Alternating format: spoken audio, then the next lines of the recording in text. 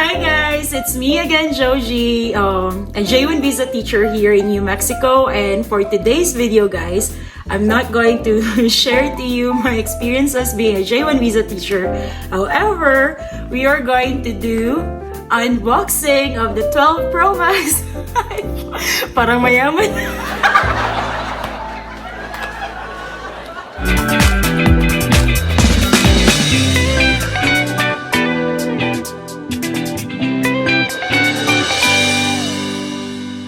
So, before we are going to unbox this one guys, magdi-disclaimer muna ako ha. Baka akalain ng mga tao dyan sa Pinas na mayaman na talaga ako. Pero dito sa Amerika, pag andito ka na, parang madali lang makakuha ng phone na gusto mo kasi may, ano yan? Ano yung tawag dahil? Day tulong! May mga, mobile service provider ka na pwede mong applyan, like AT&T, Verizon, ano pa yan, T-Mobile or whatever. So, as long as na may work ka at pwede kang makakuha ng line, so you can really get... Click tayo sa disclaimer guys. So, hindi to cash. Hindi siya cash, guys. Upgrade lang yung friend ko. This is not actually mine. Pero ako lang yung mag-unbox kasi baka daw maraming maniningil na utang sa kanya. So yun, okay? For the information of the Filipino teachers na aspirants na pupunta dito sa Amerika at mag-work, marami talaga mga privileges dito at isa doon yung magkakaroon ka ng mga gadgets. So, di ba? So guys, as I've mentioned earlier, na magkakaroon ka ng chance na makakuha ng magagandang phone dito or yung mga latest na smartphones. Kasi nga, may mobile service provider ka. So, yun, yung nangyari sa friend ko, yung gamit niya ay XR. So, nag-upgrade siya. So, may option ka to upgrade early. Babayaran mo yung parang, upgrade payment lang, upgrade fee.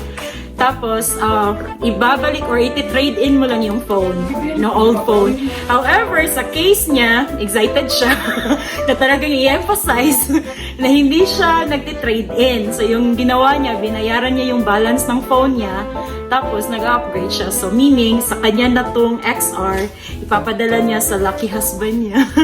Tapos, magkakaroon siya ng 12 Pro Max. Imagine! Ang yaman!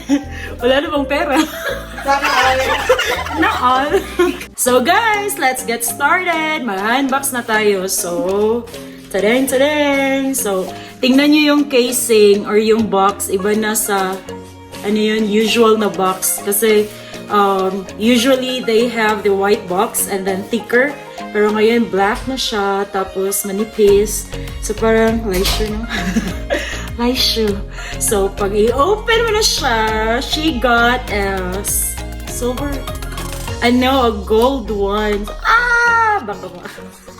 So, may gold siya na 12 Pro Max. Ang gara naman, para naman pang mayaman. Di ba? Okay, so silver, tapos yung gigabytes is 256. Yeah, 256.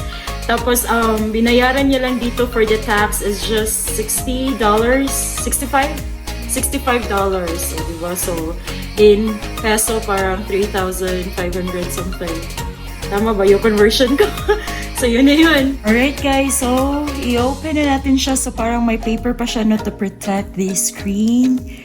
Wow! Laishu. Laishu ka di. So, may mga... Ilang camera ba siya? 3 camera. Tapos may... Ano yan? Basta, I'm not a techie person, guys. So, parang pangkatuwaan lang to. So, may SIM slot siya. Tapos ito...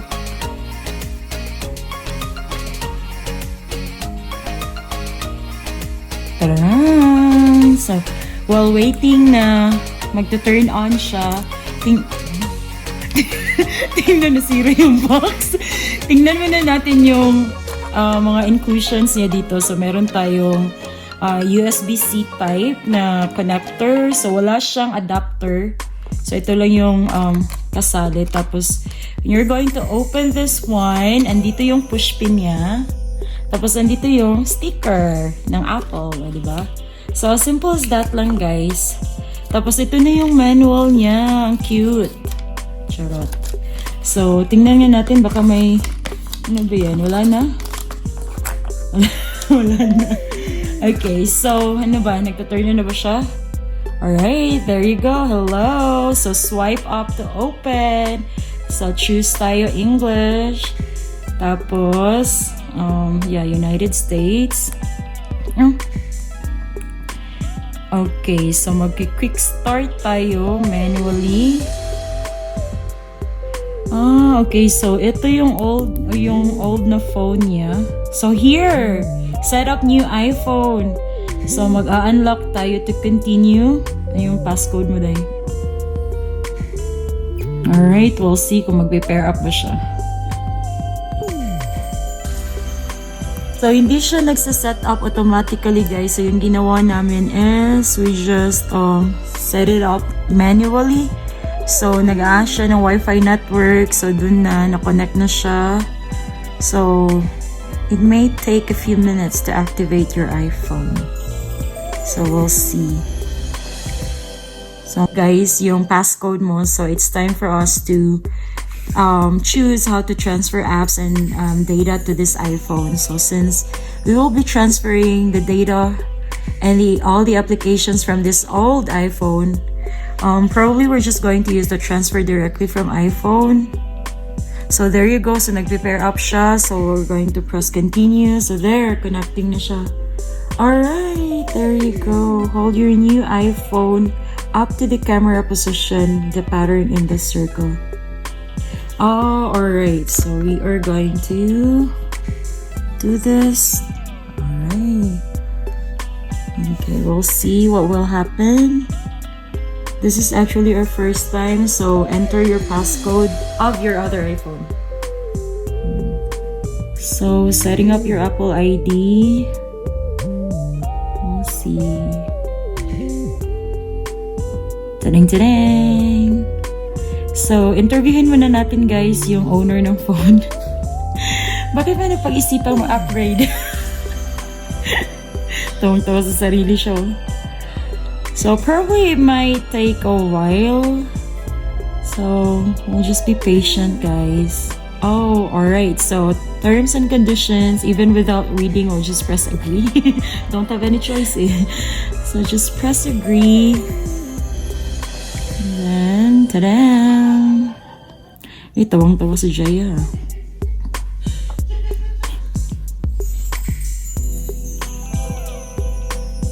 Okay. And then, hold on. Okay, so we're just going to press continue. Okay. Alright, tara na day. Okay, so we are just going to set up the wallet later. So, oops, hold on. I'm sorry. So we're going to set up later in wallet. And then for the Apple Watch, would you like to also include your Apple Watch? Okay, go get your Apple Watch. And so we are going to press continue. Let's try also syncing our Apple Watch to our new iPhone. So we'll press continue. And then not now. We're not going to buy anything. And then for Siri suggestion, probably we're just going to set up that later as well. And then we are going to have this one. So app analytics, let's just don't share. So there, everything is transferring now. Yeah, so as you can see, guys, this is not my phone again. So for my relatives in the Philippines, I love you all. So don't expect na maraming pera. Okay, transferring sa time, probably it will take some time to transfer everything. So we'll just wait and be patient. Okay. So guys, it will take 12 minutes to transfer all the data from the old iPhone to the new iPhone and syncing the watch to the new iPhone. So while waiting, we're just going to chika muna. We're going to enter the owner. Ayaw niya na magpa-interview, guys. Baka marami daw maniningil, no? So, again, disclaimer kami, hindi kami mayaman. Pag naka-iPhone dito sa Amerika, hindi ibig sabihin mayaman. Okay? So, ibig sabihin lang yan na, nakikiuso lang. Uso. So, hindi na, ano yan, necessity rin kasi yung phone dito. Then, as teachers, kailangan namin na yung latest na phone para naman, maka-access kami sa different features. So, yun. Gina-justify talaga na yung pagkuha na pang mayamaning cellphone. Alright. Pero, yun nga. So sa mga teachers, aspirants dyan, possible na may question kayo na, kasi sa Pinas, di ba, ang hirap natin kumuha ng phone. Hindi nga ako nakapag mobile plan dyan sa Pinas kasi ang dami requirements. Tapos marami pa yung, marami pang long process pa. Pero dito, as long as na may security, social security number ka lang, tapos may work ka, so sure ball na makakakuha ka talaga ng magandang phone. So, yun. Pero, yung gadgets, wala naman yan. Wala naman yan. At first lang ma-overwhelm ka, but later using the latest smartphones, parang wala lang, regular lang siya. As long as useful lang talaga siya sa'yo. So, yun. Pag may nagtatanong din na magkano yung monthly, of course, yung monthly will range like 100 to 170, right? So, it depends. It depends on your plan. Kasi mobile plan siya na unlimited yung internet mo. Tapos, nagbabayad ka rin monthly or installment yung total amount of the phone.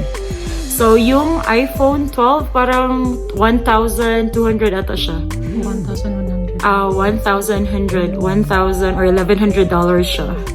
So, yan. If i-convert nyo, malaki talaga. Pero pag dito, kukunin mo lang siya, tapos magma-monthly ka lang na around $35 ata, or $36. Tapos, yung, yung mataas na rate is yung mismong plan mo, yung mobile plan mo na unlimited talk and text, unlimited international calling and text in Mexico and Canada, but not included in the Philippines or other countries in Asia. So, yun. Okay? So, yun lang. Yun lang masishare na bit. Alright, so there you go, guys. Transfer complete na siya. So, everything has been transferred to the new iPhone. And then, we'll just wait for the new iPhone to start up. So, how about this iWatch? Oh, we'll see. Probably nag-prepare na din siya. So, we'll just wait.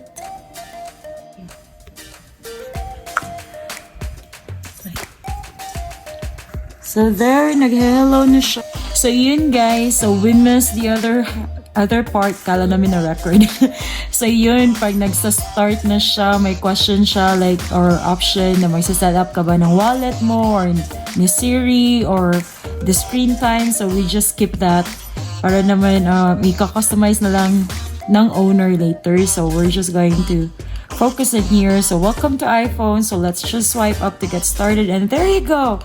So as you can see, guys, so same siya. So whatever applications, can you open this window? Okay.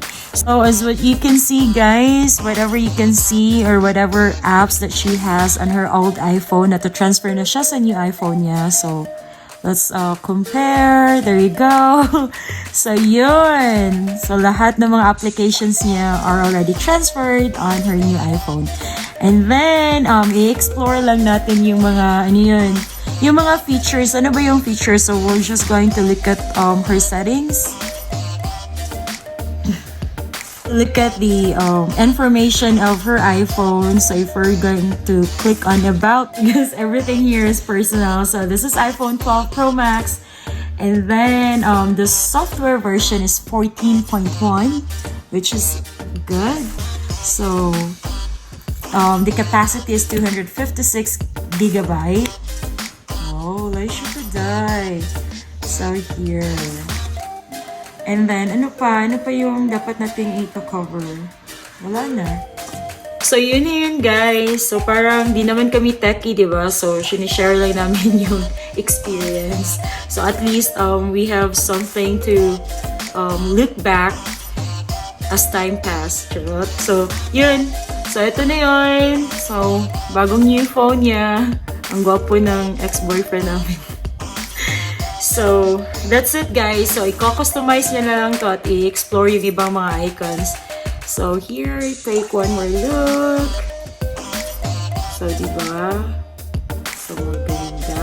Ang gandang iPhone. So, pwede na siyang mag-mirror selfie like, Okay. So, thank you guys for watching and I hope you're going to like and subscribe. Have a good day everyone. Stay safe. Bye!